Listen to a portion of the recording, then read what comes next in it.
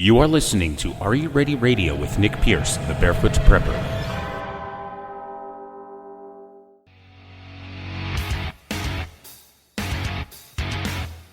Find Are You Ready on Facebook and Instagram at Are You Ready Radio.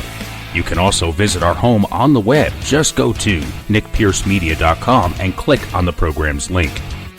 If you missed the live show, you can listen to the show's archives on iTunes, iHeartRadio, Spotify, Google Podcasts, CastBox, Deezer, and many more, including our home on Spreaker.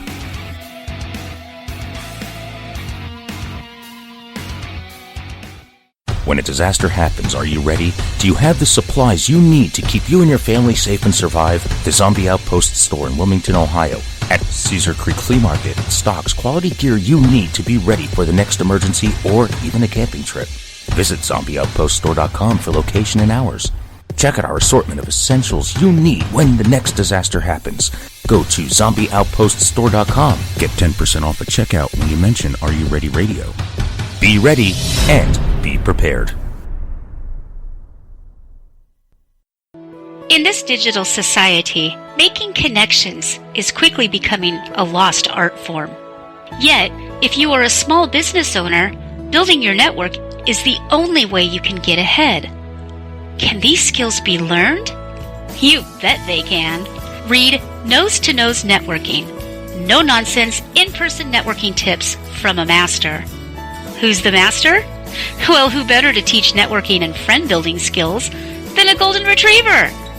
The author, Melanie Hope, takes the antics of Abigail and translates them into the human experience. Through Abby, you will learn how to set your intention, build a network, and get into and out of conversations with grace. If you love the Dog Abby segments on Counterculture-Wise Radio, you will love Nose to Nose Networking even more. Find it on Amazon and Barnes & Noble in hard copy, Kindle, and Nook. Visit counterculturewise.com for direct links.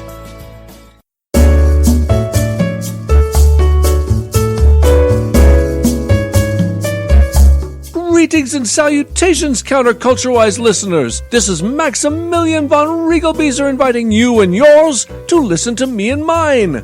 Join me, my sisters Abby and Fritzy, and my weekly guests, my father Jim and Mumsy Melanie, for Counterculture-Wise. Max, it's not your show! And we're not your guests, Max. We're the hosts. You may want to rein it in a little bit, buddy. Very well. Tune in every Sunday at 6 p.m. Pacific at counterculturewise.com for our amazing live variety show. You can even chat with us. If you ask me, though, it should be called Counterculture Max. Counterculture Wise! Radio with heart in mind. Got a spare tire around that waist? Is your muffin top over the top? Do you binge eat uncontrollably? We are the government and we are here to help you. Here at our free FEMA weight loss camp, we have numerous ways to help you shed those unsightly, unwanted pounds. FEMA, or Fatties Eating Mitigated, automatically has a communist-style weight loss czar that specializes in centralized weight loss planning and communal extended fasting programs to shed that fat away in no time. Skin and boned means extra toned is the motto. Just remember, there is no way you can do it on your own. We will forcefully assist you into compliance. Failure is not an option in this utopian wonderland. How fantastic. Typical workout regimes include digging ditches and restocking them with dirt, building railways and more. Get life skills while you get lean. How do you join? Simple.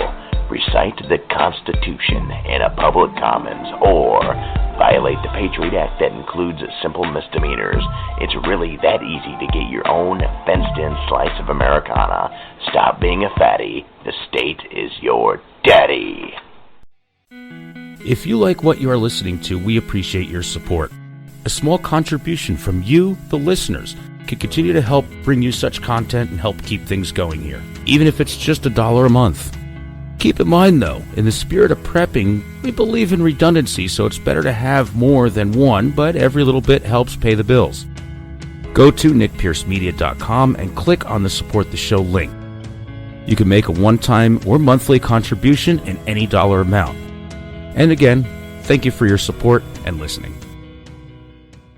Are You Ready is an NP Media Group production and is the official broadcast of the Zombie Outpost in Wilmington, Ohio. The views and opinions expressed during this broadcast are those of the host and not that of the station, advertisers, or its affiliates.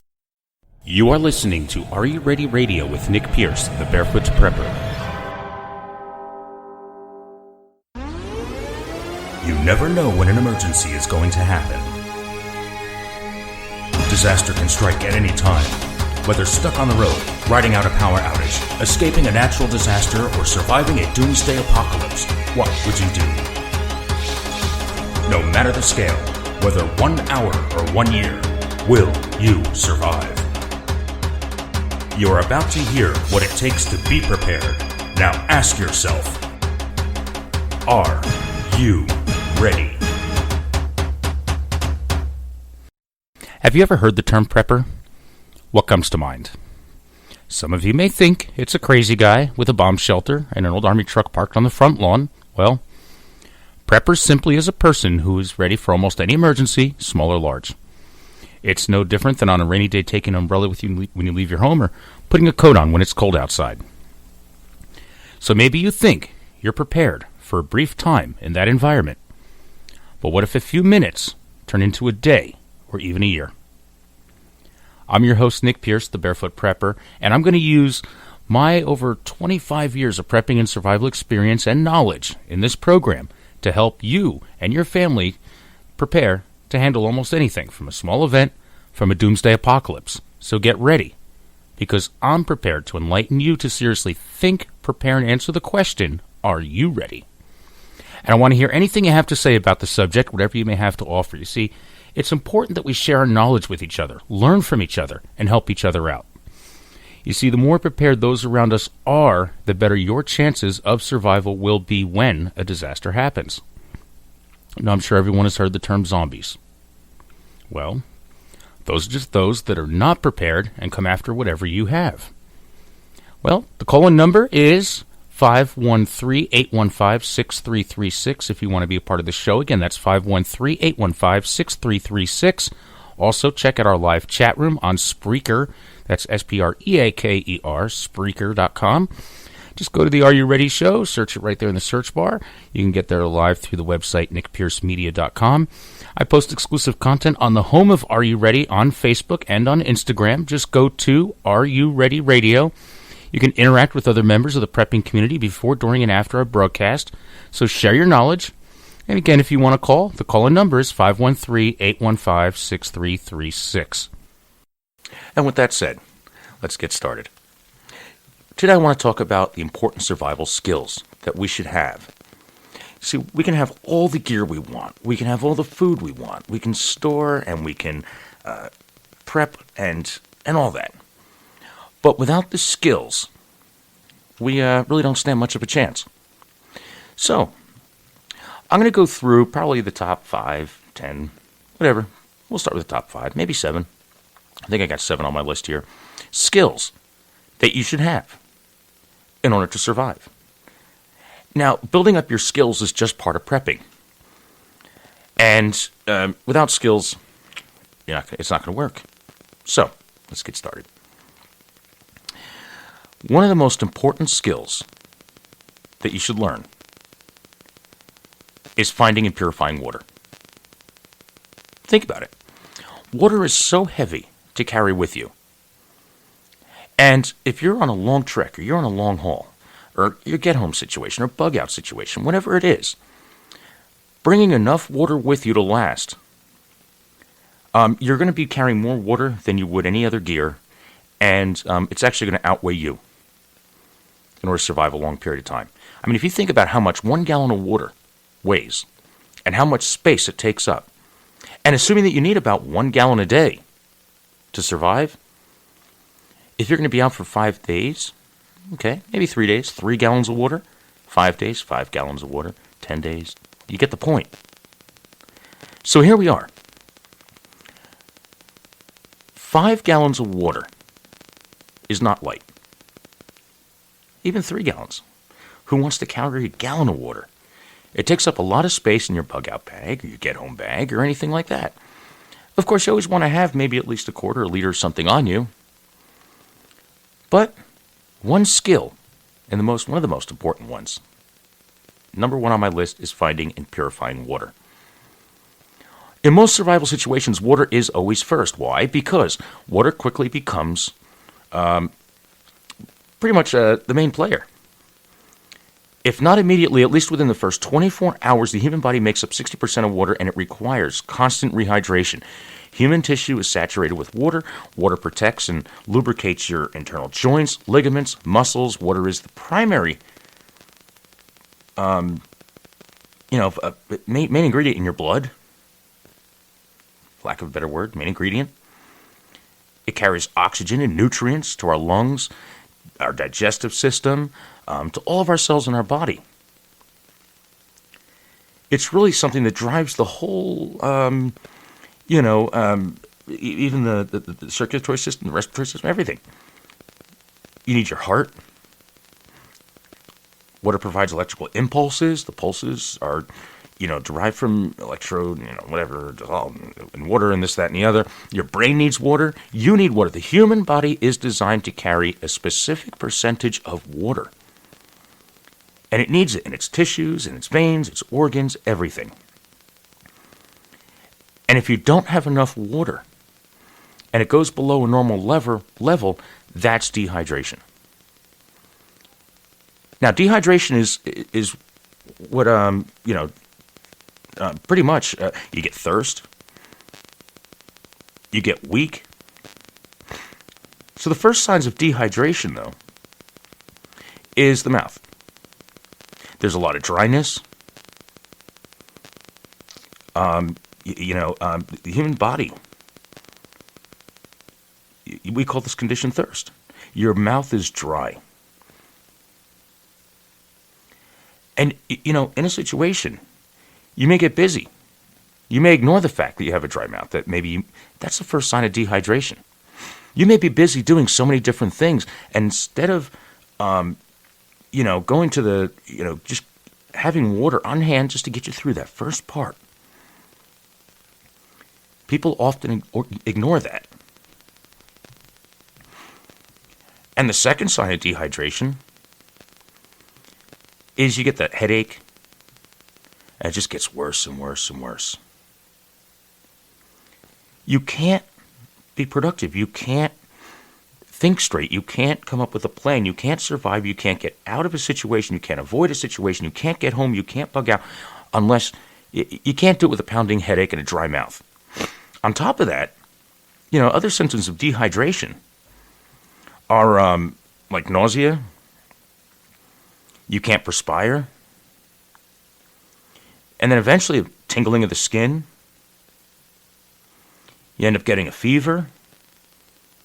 Oh, and then eventually you start to hallucinate. You get heat exhaustion. And then eventually, you're going to die.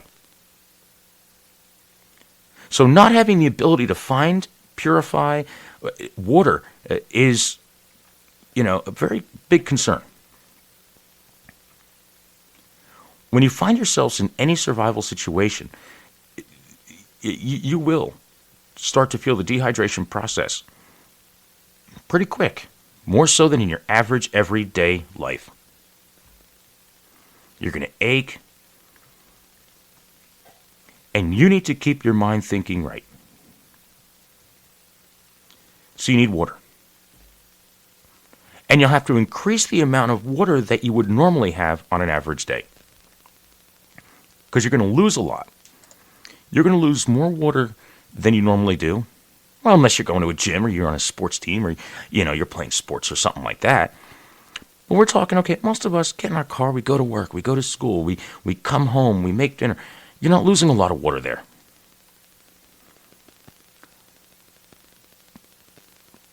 But if you ever had to change a flat tire, and you're on your way somewhere, And then all of a sudden it's like, oh, you got to change the time. And you're thirsty. You're exhausted. And you haven't even gotten to work yet. You haven't even gotten to school. You haven't even gotten to your friend's house. You haven't even gotten to the store yet.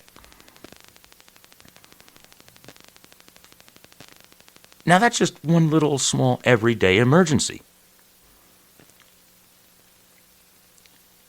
Yeah, it's always good to have a bottle of water in your car.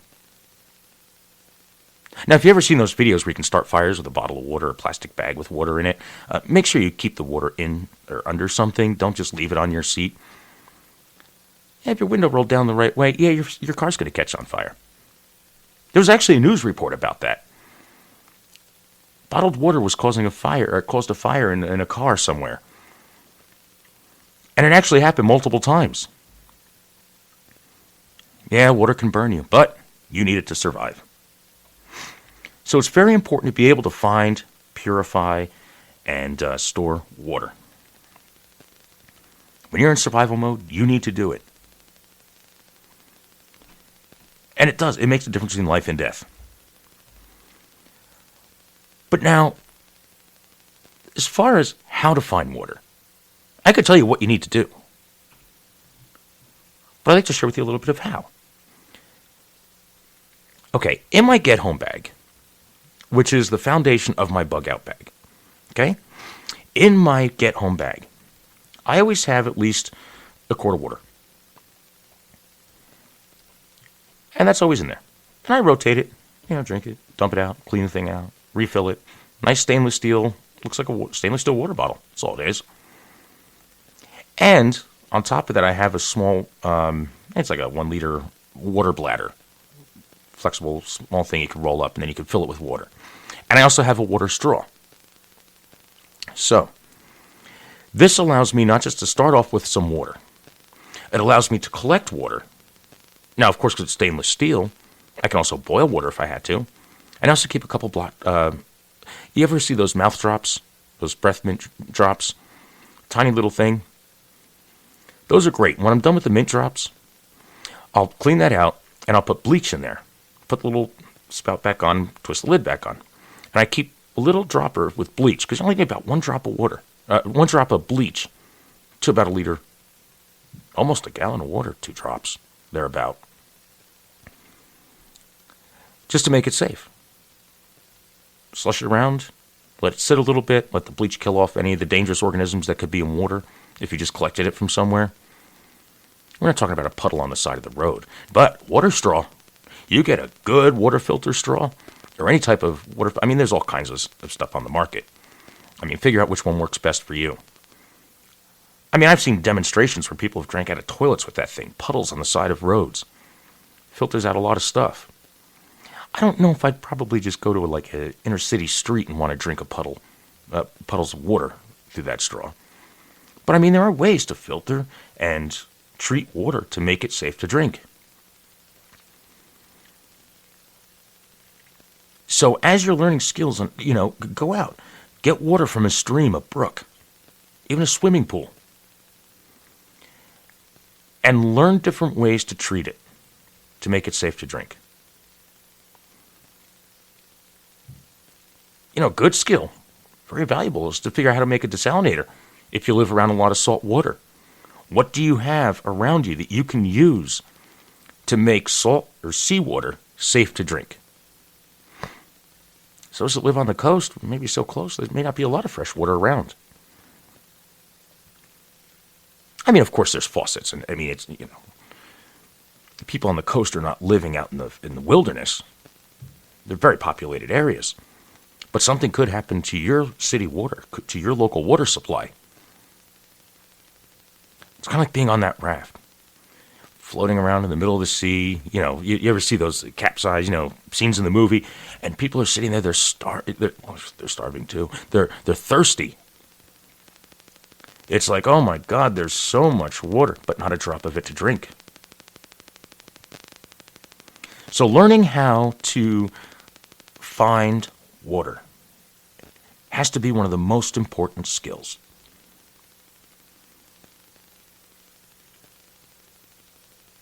Okay. Skill number 2, building a shelter.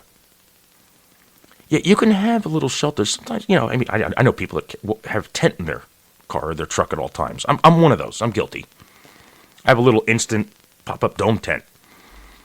And that's mostly just for going to, like, bonfires. You go out to your friend's house. You go out in the country somewhere. You're hanging out. And it's just like, well, we're not going to drive home tonight. And it's nice out, and people start spending the night. And we're hanging out by the fire. I'll throw my tent up and sleep in that for the night.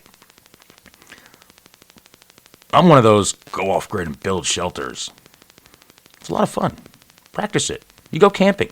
Maybe take a trip through one of the trails. You have a bunch of stuff that's down. You know, and practice building shelters. Practice, building something from scratch. You may not always have a tent. And you can get some of those little single-person tents or something like that. What if you have a whole family? What if it's you and a friend? You don't have enough room in one of those little tiny one-man, tiny little tube tents. Great for backpacking. You can set those things up on the side of a cliff. They're perfect. But yeah, get a tent. But then when you're out, practice skills. Do it in different climates. You need to know how to build some sort of wilderness shelter. You don't want to be one of those people that someone finds and it's just like, oh, he would have survived. Look at all the stuff they could have built a shelter with laying around him. Exposure to elements, especially in freezing temperatures, extreme heat, snow, all that rain. The body has evolved over so many years. And we made the indoors. We used to be outdoors type. We used to have a lot more hair on our bodies than we do now. You don't see a lot of animals running around building houses and stuff like that. We're not used to being in that element. We're used to being indoors. So the body needs shelter. That's just the way we have evolved now. We've evolved into people that need shelter. And a couple hours in a certain environment, it's not easy to get through it without shelter. I mean, think about it. When you go camping, if you go camping, what's one of the first things you do? You pull up, you set up a tent. Then you start unpacking everything else. I mean, that's kind of one of the first things a lot of people do. It's like they want that little home area. They want that little place to crawl into. Just in case it rains, just in case they want to take a nap. It seems like the first thing everybody always does is pop a tent up. Or set up their RV. Or their camper. People need shelter. So, you will not survive the elements if you do not build a good shelter. Oh, well, that music means that it's time to pay some bills. We got to take a quick time out. I'm Nick Pierce, the Barefoot Prepper. You are listening to Are You Ready Radio. Stick around. I'll be right back.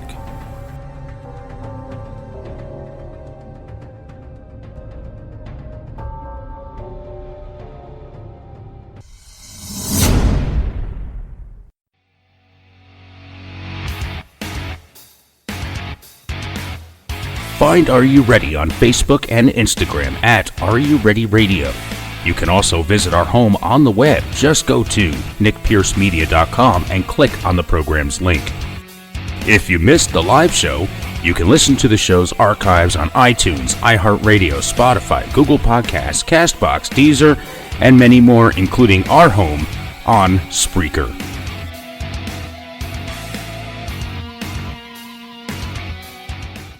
When a disaster happens, are you ready? Do you have the supplies you need to keep you and your family safe and survive? The Zombie Outpost store in Wilmington, Ohio, at Cedar Creek Flea Market stocks quality gear you need to be ready for the next emergency or even a camping trip.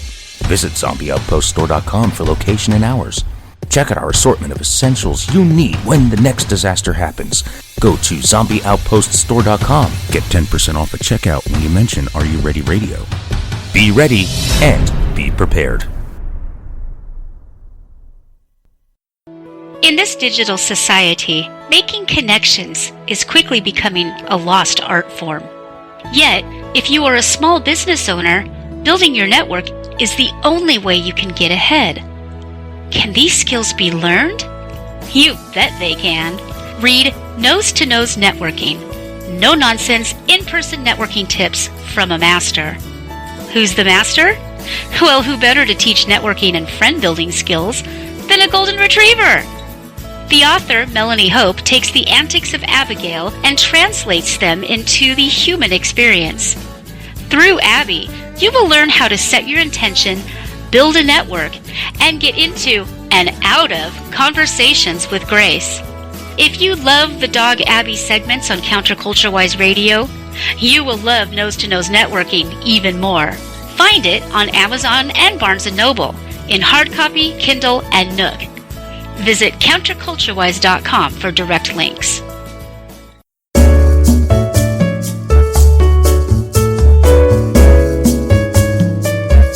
Greetings and salutations, Counterculture-Wise listeners. This is Maximilian von Riegelbieser inviting you and yours to listen to me and mine. Join me, my sisters Abby and Fritzy, and my weekly guests, my father Jim and Mumsy Melanie, for Counterculture-Wise.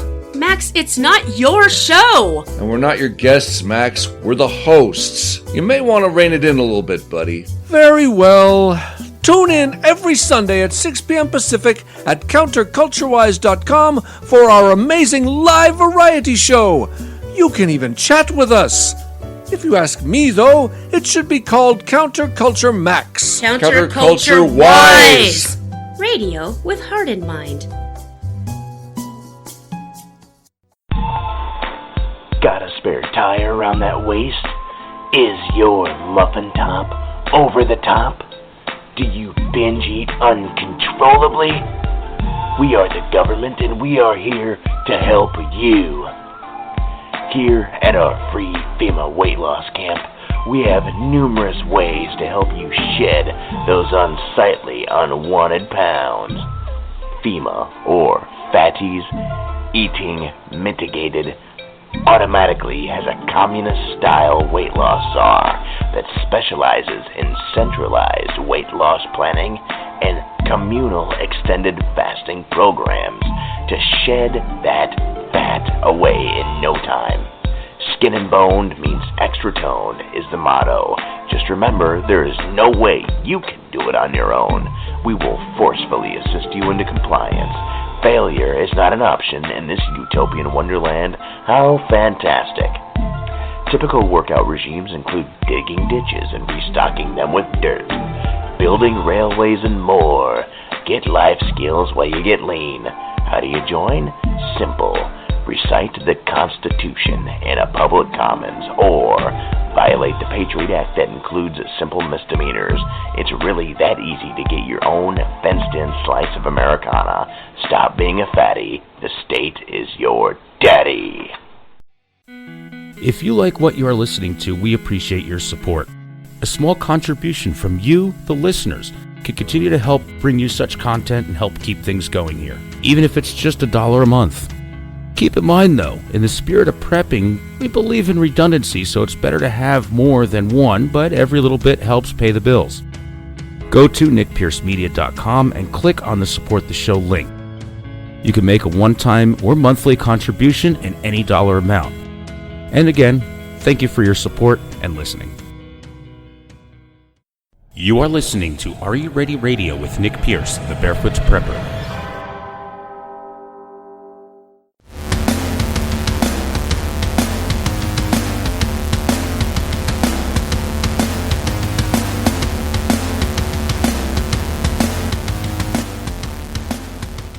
And welcome back, everyone. Thanks for sticking around during that brief interruption there, but we had to pay some bills. I'm Nick Pierce, the Barefoot Prepper. You are listening to Are You Ready Radio. And, before we pick up where we left off, I did want to mention, valuable things when it comes to preparedness skills. And the Ohio Department of Natural Resources is offering a beginning archery program. And this takes place on the third Wednesday of each month from 6 p.m. to 8 p.m. The class is held at the Spring Valley Shooting Range. It's 3570 Houston Road in Waynesville, Ohio. All the equipment is provided. You're welcome to bring your own personal safety equipment. The class is open from ages 8 to 18, regardless of your experience, so from beginner to advanced. And if you want to check it out or you have any questions, I'm going to give you a number to call. And it's 937-269-3547. Again, that's 937-269-3547. And it's you can also, there's an email, it's a long email address. They have a website, though, ndr@ohio.gov, and I'm sure you'll find information about it there. Great program. Archery is a great skill to learn, especially when you have no bullets, and you can make your own bow and arrow. So, before the break, we were talking about, this episode, in general, we're talking about the most important survival skills to learn and know and practice. So we've already covered some water. Of course, number one on my list, gathering, purifying, and treating, and being able to drink water. Just before the break, we started talking about building shelter. So if you've ever spent any length of time overnight in the wilderness, out camping, you really want something between you and the outdoors. And I was mentioning that, human beings have evolved to need shelter. We created the indoors. The indoors did not exist until we created it. Originally, we all lived outdoors. So now our bodies have evolved, and we need to adapt to the outdoors again. So being able to build shelter, or at least have a shelter, is a necessity. And it's a great survival skill. You need some protection from the elements. Humans are not designed for extended exposure to, we'll say, freezing temperatures, extreme heat, winds, snow, sleet, rain, all that. And without the water, we quickly become dehydrated and, we need shelter to keep us out of direct sunlight in a desert, to keep us warm in the winter. We can't just wander around the frozen tundra. I mean, especially if you live up north, or for the most part, north. We're talking in the United States, and there's other places in the world that are cold. I mean, even in, the rainforest, where it's constantly raining. Shelter is protection. Just like fur is to moose, bear, any other mammal like that. Whales have blubber. A lot of fat. But we've evolved to manipulate our own environments. We created indoors. We created living spaces with cooling, with air conditioning, with heat, all the amenities that we like, all the conveniences. And they're designed to protect us from things like wind, snow, rain, sleet, hail, for the most part.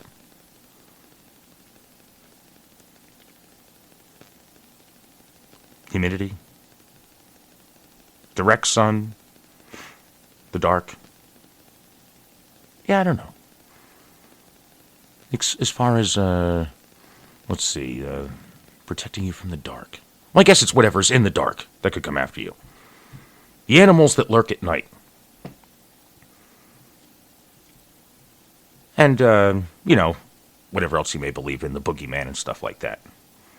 But the boogeyman lives under your bed. Sorry, kids. Don't want to give your kids a nightmare. It's just fake. But anyway, we need shelter. And we can go into the wilderness. Sometimes we can bring our shelters with us. We may have a tent. We can quickly set something up. But if you don't, you need to know how to build a shelter. If you can't build a shelter, you're done. And there's a lot of things on the market, too. I mean, like I was talking about that little tube tent that you can get. You can get like a little single-person, tube tent. It's big enough for you. And maybe a bag. Depending on how big it is. Depending on how small you are. But there's also like little things, they're called bivvies. It's just like a portable shelter type thing. Very lightweight. Some of them are made out of mylar. You could build a shelter out of a tarp. You want to trap your body heat in there. I mean, it's, you want to keep yourself warm, but you also have to stay cool in the summer. It keeps the sun off of you. Some of them look like little emergency sleeping bags. And, just anything that you can use. And the bivvies, what I'm talking about, those are like a small little, these things pretty much fit in the palm of your hand, if you've ever seen one. You can go to like a survival store or a camping store or something like that. You'll find them. You can find them all over online, too. Not that expensive. You could throw that in your car kit or something. Which, have a kit for your car. I should do a whole episode on that. Why not? We should get into that, too. Especially with the weather changing and stuff. I have a kit in my car. And it's a backpack. Now, I have my 10 and 10 as well. But in my truck, actually, there's jumper cables. There's, all kinds of stuff. Emergency food, extra water, stuff like that. Which in the winter, if it's starting to get cold and you have water in your vehicle, first change it out. You should always rotate what you have. I figure I'd just throw this out here since we're talking about it. Rotate what you have and keep the water in the actual passenger compartment of the vehicle, not in the trunk.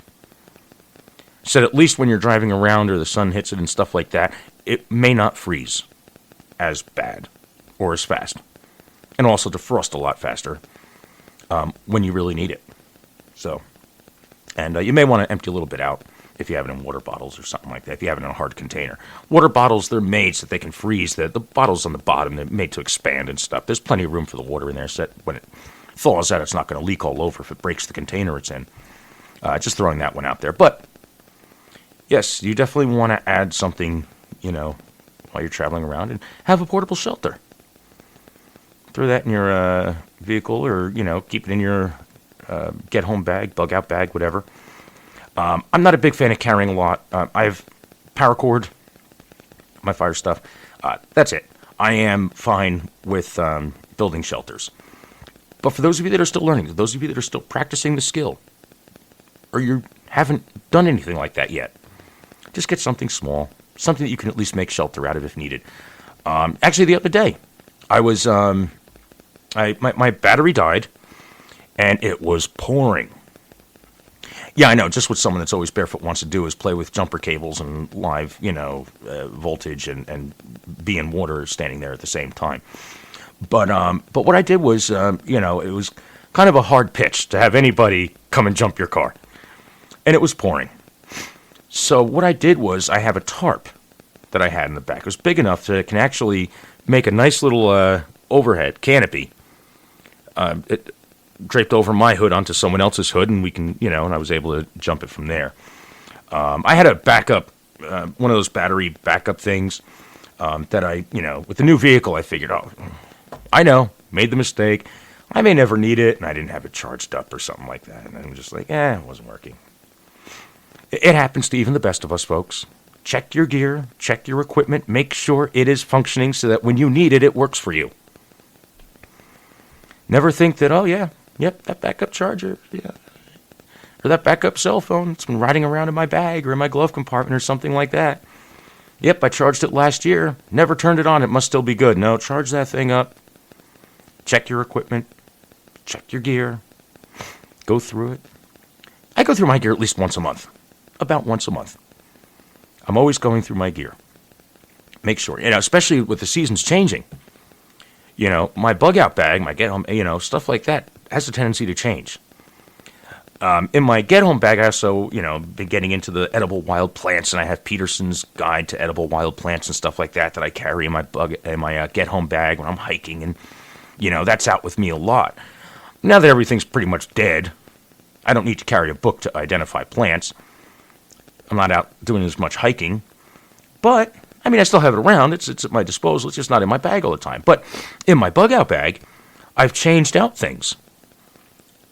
Instead of an extra pair of shorts, now there's another pair of pants. The underwear's still the same, the boxers. That never changes much. But also throughout the year, you gain and lose weight. So make sure everything still fits. We're getting into gear, though. I want to get back to skills. I don't want to get too off track here. Skills. so shelter. Water, shelter, finding water, being able to build a shelter from scratch. Definitely big things. Now, another really important thing. I mean, these are all great. These are all very important things that you need to know. So I don't know why I keep saying that, but starting a fire. Yeah, maybe without a lighter.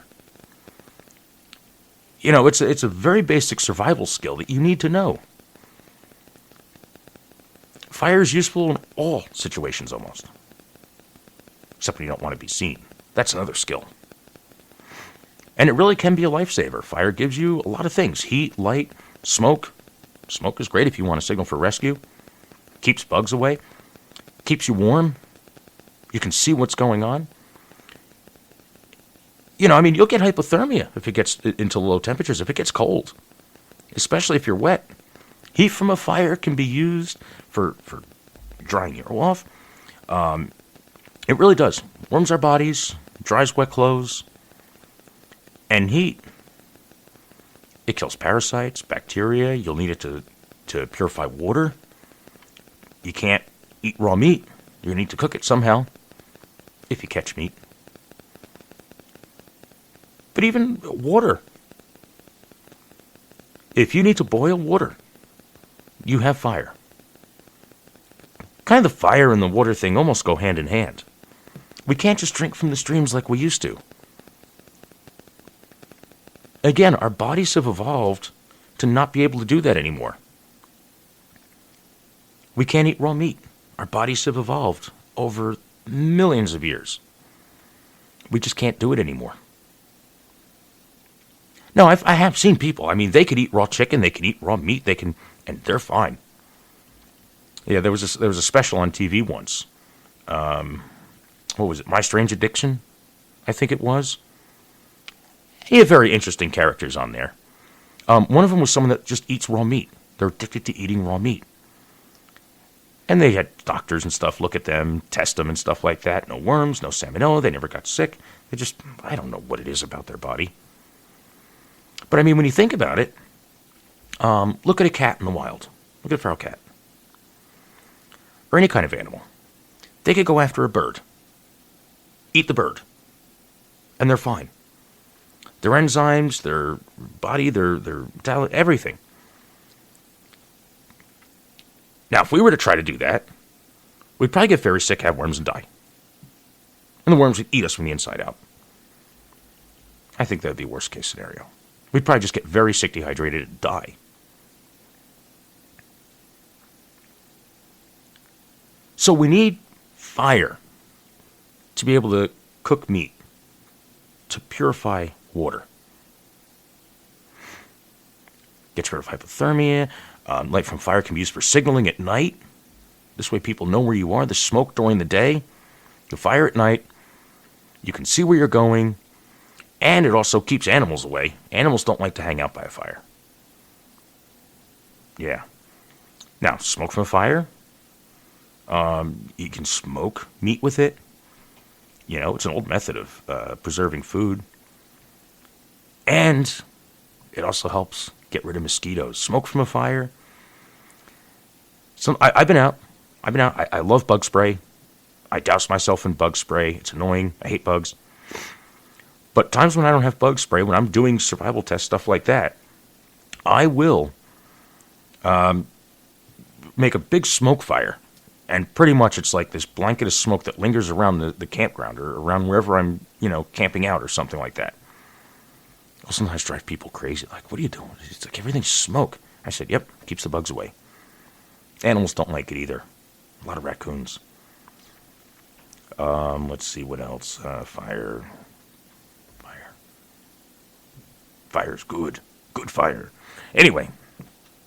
So make sure that you have a way to start a fire. You may not always have a Bic lighter. You may not always have a pack of matches ready. I mean, for those of you that always have a Bic lighter on you, great. But how many times has that conked out on you? And you turn around to your buddy. It's like, hey, can I borrow your lighter? I mean, I'm surprised at how many people actually don't have something to light a fire with. Have you ever been to one of those birthday parties where candles are on the cake, everybody's ready to go? Oh, does anybody have matches? Who has a lighter? Like, you knew that you were going to light candles tonight. Sometimes it just drives me crazy. Very simple preparation that you make. Very simple prep. It's part of it. We made the food. We have the cake. We put candles in the cake. Oh, does anybody have a lighter to light the fire, or to light the candles? Where's a match?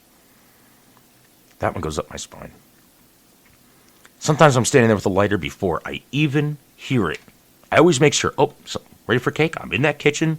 As soon as I see the candles, I got a lighter. I don't want to hear it. Yeah. So could you imagine being out in a situation catching you off guard? And you need to make a fire? A lot of people in this world don't even have something like birthday candles with when they're ready for it. I'm not picking on anybody in particular, but it's just one of those peeves of mine. How do you buy the candles and not have a match or a lighter? They really need to start putting matches and lighters next to candles in the stores.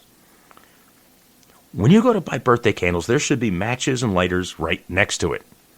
People forget about that part. And also put it where the birthday cards are. Put matches and lighters by the birthday cards. Put them by the candles. Put them by the icing. Put them by the frosting. Put candles and the matches and lighters all right there next to the cake mix, the frosting, and then eventually by the candles. The whole baking aisle should have lighters and matches all over it. It'll drive me absolutely crazy. You knew we were having a birthday. That's just part of prepping, folks. Next time you're invited to a birthday party, make sure you bring a lighter or something with you. Even if you don't smoke, have a lighter. Trust me, you're never going to go to a birthday party and think about it the same way ever since now. Only because you heard me go on that one. And have multiple ways of starting a fire. Don't forget, matches, great. They'll get wet. They may not work for you. Not everybody stores them right. Sometimes those little cardboard books of matches, they don't work after a while. I don't know what it is. I don't even rely on those anymore. Have some good wooden matches. Maybe survival matches, the waterproof, windproof ones, a lighter. And try getting, try maybe building up your fire skills eventually so you don't need to rely on something like that that's disposable. Build up your skills to start fire by using like a bow drill method or the, friction fire method and the, those strikers. The flint and steel, stuff like that. Those fire strikers, all that. Try using those different methods. Learn how to use them. Practice them. All right. The other thing, big one, navigation. Yep. So you have water, shelter, fire, and now you need to navigate. Another very important survival skill. Now, navigation is hard for some people. I get that. I know people, it's like, if you go north, no, right or left's only. Do I go straight? Do I go right? Do I go left? They don't get it. If you're going west on whatever, no. The northeast, west, south thing, northwest, south, southwest, all this gets them confused. Not everybody has the mind for it, but if that's your weak point, maybe that's where you want to focus. You need to understand that you may not be able to take a left or right on a particular road. The trail may not be clear. The scenery may change. Knowing your directions and how to deal with it. Navigate. Pick landmarks. Know what direction you came from so you know which direction to go back to if you need to get home or get back to wherever you were. I mean, most survival situations happen because people lost their bearings in unfamiliar territory and they can't navigate. They get lost. I mean, even a simple trail in the woods that may be very well marked, or people go wandering around in parks, it's stuff like that. or even in cities that they're not familiar with. They get lost because they just lose their bearings. They're in unfamiliar territory. After a while, everything looks the same, and then they wander. Now, whenever you wander around without knowing what direction you want to go in, humans have a tendency that they actually naturally start going in circles. And when you're scared or when you're a little freaked out or anything like that, everything starts looking the same. You don't realize that you just passed that point because there's no way, because you don't have that navigation. You need to skill. You need to be able to pick a marker, pick a direction, know what direction you need to go in because you already know what direction you came from. And try that on a trail once. Try it just walking around your neighborhood. Try it if you live in a city. You know, yeah, you may know that all streets go this way. Those are all north and these are all east-west streets and stuff like that. But try to go someplace unfamiliar when you still have a GPS working, because you may not always have a GPS. Do you know how to read a map? Do you know how to use a compass? Navigation, very important. People get lost very easily. How many times have you even gotten in your car and went somewhere and you had to stop in and get directions? Well, nowadays with navigation, it's very easy. But anyway. Oh, well, that music means that it's time to pay some bills. We got to take a quick time out. I'm Nick Pierce, the Barefoot Prepper. You're listening to Are You Ready Radio. Stick around. I'll be right back.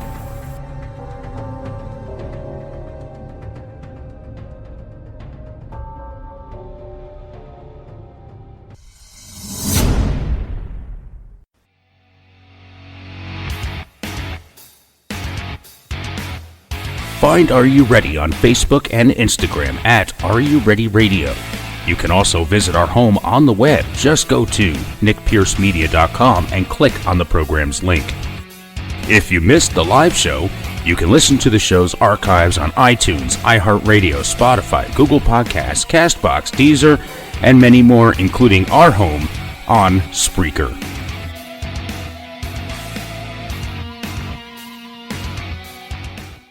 When a disaster happens, are you ready? Do you have the supplies you need to keep you and your family safe and survive? The Zombie Outpost store in Wilmington, Ohio, at Cedar Creek Flea Market, stocks quality gear you need to be ready for the next emergency or even a camping trip. Visit zombieoutpoststore.com for location and hours. Check out our assortment of essentials you need when the next disaster happens. Go to zombieoutpoststore.com. Get 10% off at checkout when you mention Are You Ready Radio. Be ready and be prepared. In this digital society, making connections is quickly becoming a lost art form. Yet, if you are a small business owner, building your network is the only way you can get ahead. Can these skills be learned? You bet they can. Read Nose to Nose Networking. No nonsense, in-person networking tips from a master. Who's the master? Well, who better to teach networking and friend-building skills than a golden retriever? The author, Melanie Hope, takes the antics of Abigail and translates them into the human experience. Through Abby, you will learn how to set your intention, build a network, and get into and out of conversations with grace. If you love the Dog Abby segments on Counterculture-Wise Radio, you will love Nose to Nose Networking even more. Find it on Amazon and Barnes & Noble in hard copy, Kindle, and Nook. Visit counterculturewise.com for direct links.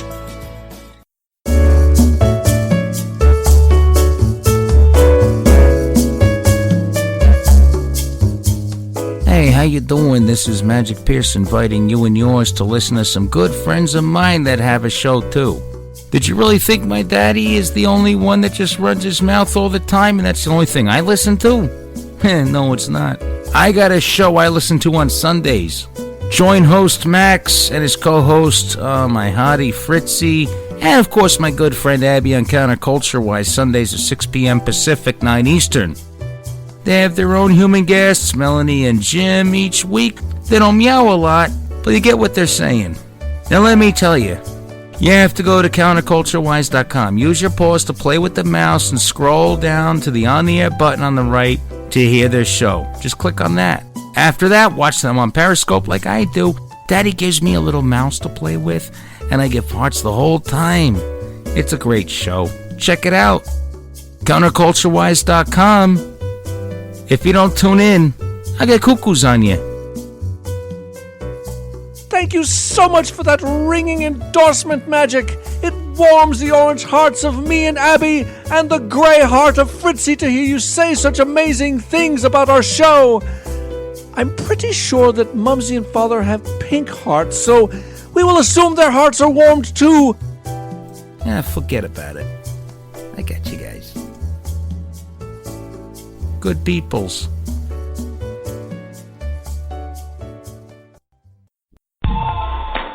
Got a spare tire around that waist? Is your muffin top over the top? Do you binge eat uncontrollably? We are the government and we are here to help you. Here at our free FEMA weight loss camp, we have numerous ways to help you shed those unsightly, unwanted pounds. FEMA, or Fatties Eating Mitigated, automatically has a communist-style weight loss czar that specializes in centralized weight loss planning and communal extended fasting programs to shed that fat away in no time. Skin and boned means extra toned is the motto. Just remember, there is no way you can do it on your own. We will forcefully assist you into compliance. Failure is not an option in this utopian wonderland. How fantastic. Typical workout regimes include digging ditches and restocking them with dirt, building railways and more. Get life skills while you get lean. How do you join? Simple. Recite the Constitution in a public commons, or violate the Patriot Act that includes simple misdemeanors. It's really that easy to get your own fenced-in slice of Americana. Stop being a fatty. The state is your daddy. If you like what you are listening to, we appreciate your support. A small contribution from you, the listeners, can continue to help bring you such content and help keep things going here, even if it's just $1 a month. Keep in mind, though, in the spirit of prepping, we believe in redundancy, so it's better to have more than one, but every little bit helps pay the bills. Go to nickpiercemedia.com and click on the Support the Show link. You can make a one-time or monthly contribution in any dollar amount. And again, thank you for your support and listening. You are listening to Are You Ready Radio with Nick Pierce, the Barefoot Prepper.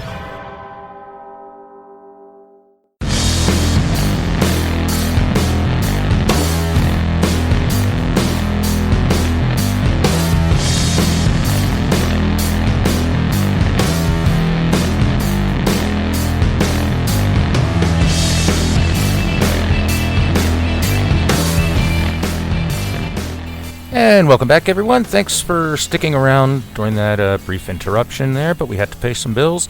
I'm Nick Pierce, the Barefoot Prepper. You are listening to Are You Ready Radio. Today we're talking about the most important skills that we should know to survive. We've already been through most of them.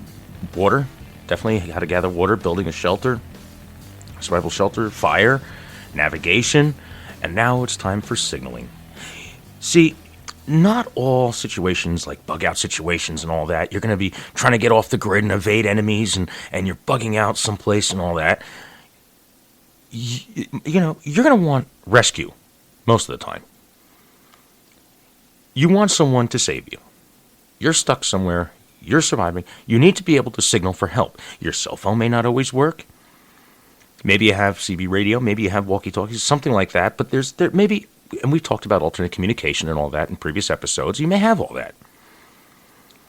But, okay, maybe you can lead someone in. Batteries will eventually die. So being able to signal for help so that rescuers can find you is very important.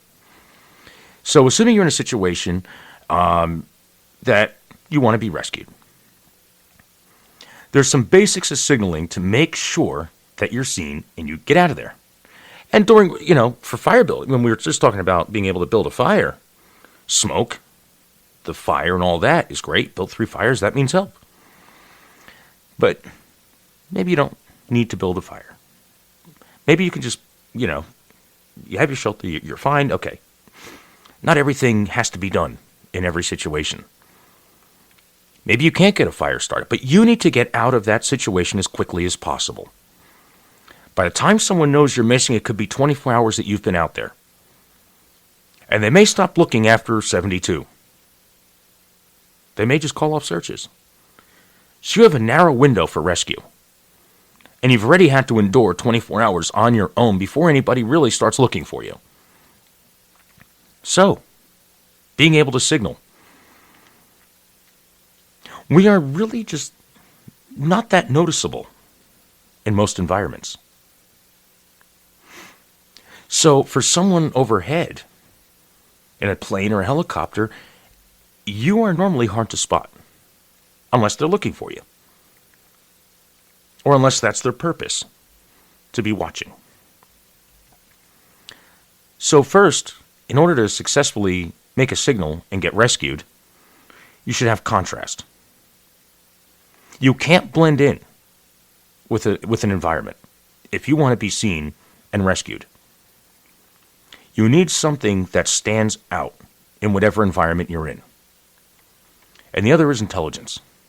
So first, you need to be exactly opposite what your background is. If you're in the woods, no one's going to see camouflage anything. You could build a camouflage flag or spell help out on the ground in twigs and stuff like that. It may not work. You need something that contrasts the environment that you're in order for it to be seen. Now, anybody that's actually part of a rescue squad or something like that, the rescuers know what signals to look for. They know how to recognize certain things. But you want to make sure that it just doesn't look like some freak of nature or some abnormal, nature piece like a fallen down tree or something like that. Your signal should be a clear sign that there is intelligence at work somewhere on that ground. Or outside that cave, or in that desert, or in those woods, or something like that. Get out to a clearing to make yourself as visible as possible and make some sort of a signal that says, oh, this is not just some part of nature that's just abnormal, that you need to give a clear sign that there is intelligence there. And you need to come up with different ways to accomplish this. I mean, there's different components depending on your situation. You can't always say that, oh, I'm just going to make a smoke fire, send smoke signals, or I'm going to, just build a fire, I have a mirror, stuff like that. What if it's dark? What if you don't have a way to make a fire? What if your overhead canopy, what if the environment that you're in is preventing anybody from seeing you at all? So you need to come up with different methods, different ways. Now, a couple things that I do. I normally wear a lot of black. I'm like that, just disappear type person. But on me, yes, I have the ability to make fires and all that, build shelters, make water and all this. I got this. But there are a couple things that I have on me that contrast my surroundings. One of which, I normally, whenever I'm going to be out somewhere, or I'm leaving the home or something, I wear red boxer shorts. I wear red boxer shorts. I know, totally not me. Most of my boxer shorts are red. In my get-home bag, I have a red bandana, and I also have a fluorescent bandana, like one of those safety, colored, when we see someone wearing, on the construction scene or something like that, construction site. Bandana as well. One could be used for rescue, one could be used for filtering water. And, this way I can still filter water or use one bandana for medical things or water filtering, stuff like that as a bandage. Even a dust mask or something. I have a dust mask in my get-home bag. But things like that. There is always a way to signal. There's always a way for something to stand out. Yeah, I guess white boxers. That'll work too. Yeah. I just need some color. But yeah, I camouflage, green, stuff like that. No. I can still wear my pants and take off my boxers and signal to get me out of there if I need to. So make sure that whatever it is stands out. Oh, there's also always a white towel in my car. Or in my truck. That's a good point. Yeah, there's that too. Good point. I love my little chat messages that I get while I'm doing these things. Friends of mine will laugh and send me little messages and stuff, Facebook and stuff. So it's quite amusing. And we also have our chat room open. So if you want, you can chat with us there. Just go to freedomizerradio.com and click on the live chat link. So if you have anything you want to share, and if you want to call in, share whatever you use, whatever method and skills, you have any questions about anything, 319-527-6208 is how to be a part of the show. So, signaling. Make sure that you have a way to signal. And there's all different methods. Watch YouTube videos. Keep listening to this program. But I want to make sure I cover these skills before we run out of time. Now, the other thing is, another very important skill that you should know is basic first aid. Survival first aid skills. Like I was just talking about my bandana. And I also have a small little first aid kit in my get-home bag. So, pretty much, can you make a splint? Can you bandage wounds? Can you stop severe wounds? Can you, do you have certain things that you carry with you, or do you know enough about a particular environment that you're going to be in to be able to naturally make or remedy different first aid situations? We'll put it that way. So even if you learn how to do just some basic things. Now, everybody knows how to put a Band-Aid on a cut. We got that. Open package, peel, stick, you're done. But do you have things like that you can use, like belts, paracord, natural things, and we'll say whatever environment you're in that can be used for first aid purposes? When you go out for a walk, when you go out in your neighborhood, when you go out in the woods, when you go out places, look around at the potential other items and other plants and stuff like that may have to be used for first aid. First aid can save your life. And in dire circumstances, not everything has to be a hospital. You may not be able to get to a hospital. You are stuck.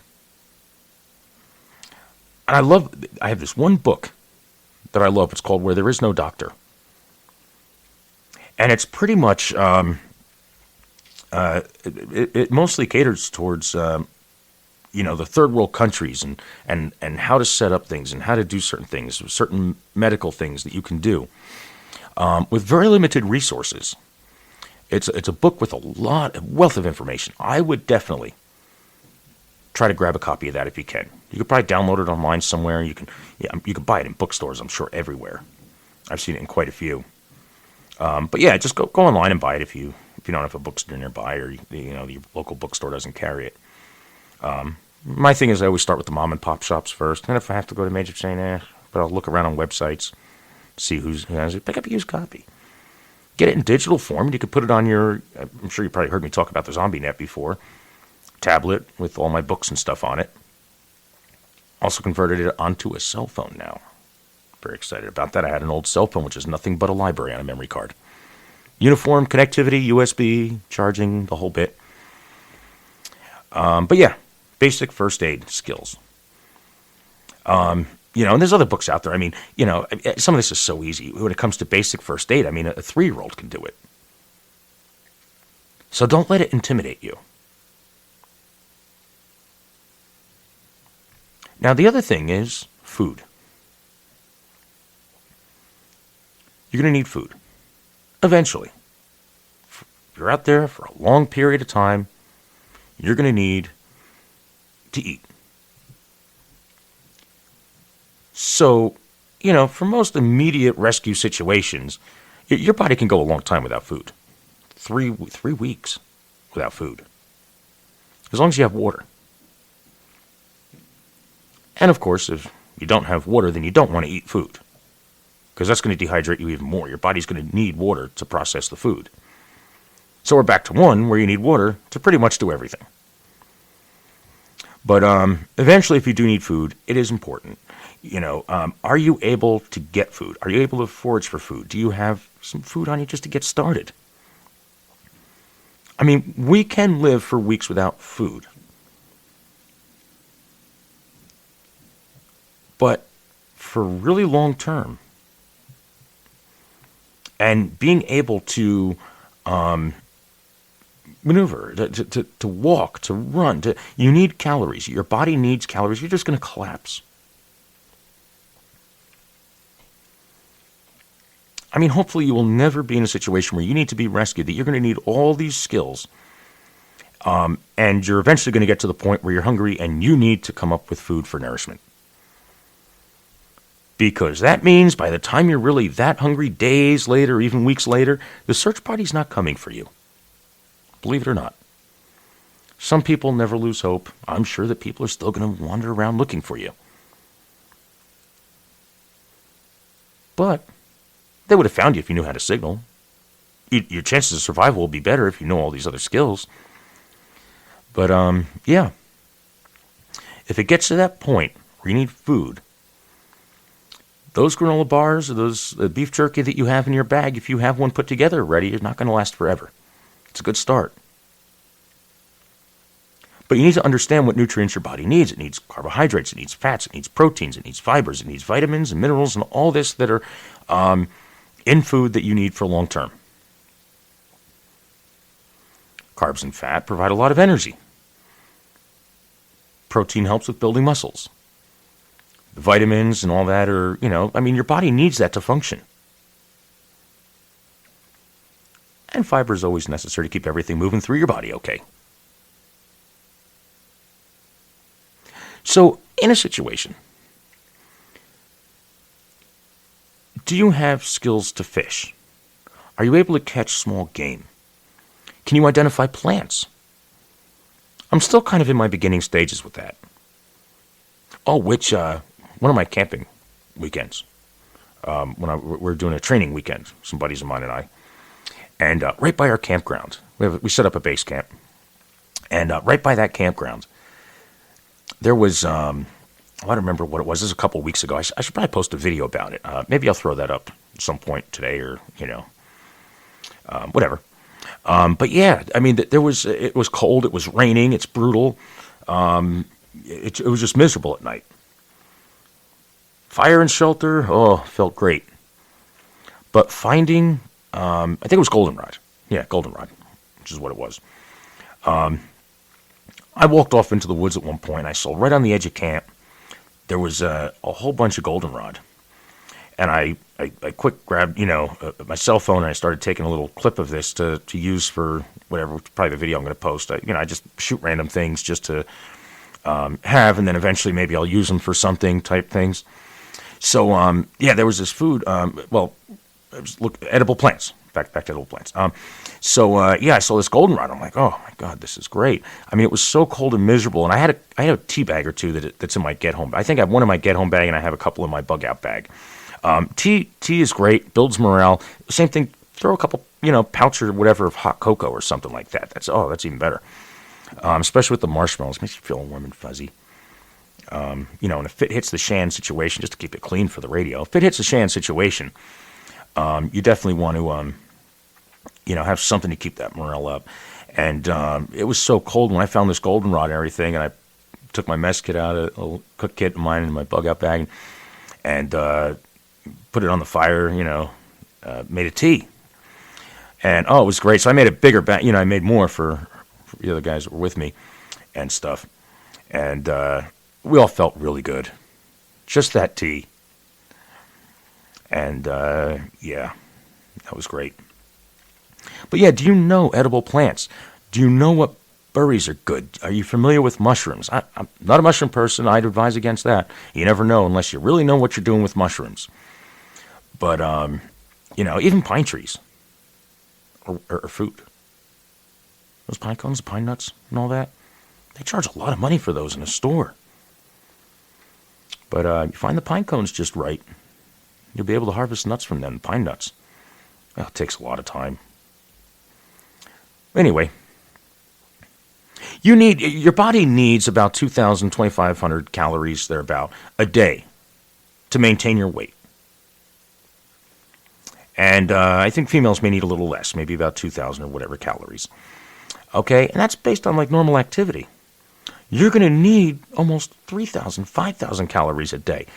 When you're very active, when you're moving around, you're going long distance over rough terrain, carrying gear, looking for food, trying to build shelter, purify water, build fires, make your signal just to get rescued. So, do you know how to fish? Are you in an area where, in my little bug out, both my bug out, but in my get home bag, I have a small little fish kit in a little Altoids tin. You can also use an old pill bottle, or you can just have a little tackle box, whatever, a little organizer. However you want to do it. Having a few hooks and some line to get you started. You're not going to catch the biggest fish in the world, but at least you'll have something. Fish have about, I think, 500 or 600 calories. Don't quote me on that. But fish are very, they'll provide food for you. And depending on the animal, you're looking at 500, 600 calories, about a pound. And I think this is all per pound in my notes here that I'm looking at. Here we go. Yeah, let me just look at them for a change. Here we go. Wild game is about 500 calories. Fish, 600 to 800 calories. Plants, 100 calories. Now, this is all per pound. So for plant, a pound of a plant is a lot of plant. That's a lot of whatever you need to eat that's green, just to give you 100 calories. And that's the highest. Most plants don't even give you that much. So you're not really going to survive or sustain yourself living off nuts and berries and gathering them in the forest. Yeah, it's good to know. But if you're getting 100 calories or less per pound in plants, wild game, 500 calories per pound. Fish and seafood, 600, 800 calories per pound. You're going to need that. You may need to eat a fish or two. So, if rescue's not your goal, then you're going to need to learn how to start finding food, because you're going to burn a lot of calories. Or if rescue's not around at all, and it's been a while, yeah, you're going to need to start getting food in your system. Not finding enough nutrients can be the end of you. But you need to also make sure that you have plenty of water. So, definitely. Because your body can't digest food without water. So just keep that in mind. And there's a lot of, and these are just a few of the skills. These are just some of the very basics. I consider these the most important skills. But now think about this. How do you start to learn these? How do you master them? How do you become great at these skills? First, it's simple. You need to learn them. And then you need to practice them. So, start watching videos. Talk to people that know these skills. Have people show you how to do it if you don't know how to do it already. Share your skills with other people as well. I know a lot of people that take this hour and a half of time that we're together on the radio, or on this program if you're listening online, or on the phones, or whatever, if you're calling in to listen to it. I know a lot of folks that listen to this program, and they take that hour and a half while they're listening to me to work on the pantry or go through their gear. It's like that once a week ritual for them. I love it. I love all the feedback I get from that. That's awesome. I really appreciate it, and I thank everybody for listening. It's great. It's great that you do that. I'm glad I could help inspire you, and you set aside that chunk of time to do that. But after this program, maybe before this program next time, well, do it after. This way you don't miss me. I don't want you doing it now, because I still have another program I'm doing after this called Barefoot is Legal. So if you haven't listened to that one, check that one out too. But yeah, that was my first program I did on Freedomizer Radio. That was not my first talk program I've ever done, but definitely my first one on the network. I've been doing that one now for going on to 2 years, almost 3 years. Going on to my third year now, I think. Something like that. Hosting that one, Barefoot is Legal. I'm a victim's legal advocate for the barefoot lifestyle and all that, and the barefoot, people that live the barefoot lifestyle in the barefoot community. And so that's a whole other hour and a half right after this. But, so probably in the next hour and a half, then do that. Go look at some YouTube videos. Go look at some books. Go get some books. Go to the, if you're a fan of the library, you can go to the library. There's so much stuff online. And check out some of my stuff that I post on Facebook. I'll do different demonstrations and different videos and throw some articles up there. Go to Are You Ready Radio on Facebook. So facebook.com, Are You Ready Radio. But that's really it. Those are the two main things you need to learn to master any skill, especially basic skills, survival techniques, the techniques and the skills that we were talking about in this program today. So just simply learn them and practice them. Knowing what to do and being able to do it are two totally different things. So you can't, it's not going to be good for you if you just know about it. You really need to learn and you need to practice it. You may sit there and watch a bunch of videos about starting fires and all that. Yeah, it looks really easy. Most people make it look easy. I mean, sometimes I'll be showing people like using a bow drill or something like that, or using a striker and stuff to start a fire. And it's like, wow, 2 strikes, it's lit. Or in a little bit on the bow, on my bow drill set, and it's like, boom, we got fire. But I do it a lot. When I go camping, every time I start a fire, it's a different way of doing it. And I try to come up with different innovative ways to do it as well. Same thing with, building shelters. I always try to do different shelters. I always try to use different materials, different ways of holding it together, different structures, all that. Really adapt in the environment. Use whatever's in the environment. And after a while, you go to the same place over and over again. You just have some redundancy there, but I always try to change it up. I always try to keep it interesting. Practice those skills. I'll go off on some survival weekends like, I have a gallon of water in the truck. It's back at base camp. Oh, well, base camp's quite a bit of ways now. I use different water methods, too. Methods of gathering water, building shelter, building fires. Different ways of starting a fire. In all different conditions, in all different environments, in all different ways. Well, I hope that I helped you seriously think, prepare, and answer the question, are you ready? I'm Nick Pierce, the Barefoot Prepper. I would like to thank everyone for tuning in and the support you give the show. Our guests, the callers, our friends in chat, listeners, clients, customers, everybody at the store, everything. Find Are You Ready on Facebook and Instagram at Are You Ready Radio. You can also find us on the web at nickpiercemedia.com. Click on the program's link. Find us on your favorite podcast platforms and on our home on Spreaker. To contribute to the show, go to Nick Pierce Media and click on the Support the Show link. Are You Ready Radio is the official podcast of Zombie Outpost in Wilmington, Ohio, and is an NP Media Group production.